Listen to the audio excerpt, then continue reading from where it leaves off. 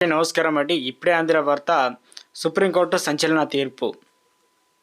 తండ్రి ఆస్తిపైన అంటూ latest update అయితే రావడం జరిగిందండి. సమాచారం అంతా వీడియోలో తెలుసుకుందాం. వీడియోని చివరి వరకు చూడండి. కంప్లీట్ ఇన్ఫర్మేషన్ అయితే అర్థమవుతుందండి.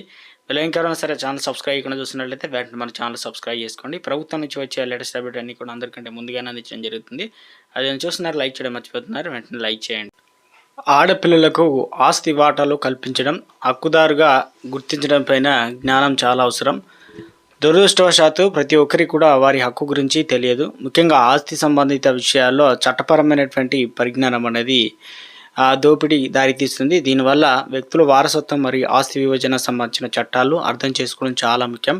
2005కి ముందు 1956 హిందూ వారసత్వ చట్టం, హిందూ సెక్షన్ అనగా యాక్టివ్ ప్రకారం ఏదైతే ఆస్తి వారసత్వం కొడుకుల పట్ల చాలా పక్షపాతంగా ఉంటుంది. అయితే పూర్తి స్థాయిలో వారసత్వ హక్కు విషయానికి వస్తే కుమార్తెలకు కొడుకులకు మాదిరిగానే చట్టపరమైన హోదా పొందలేదు.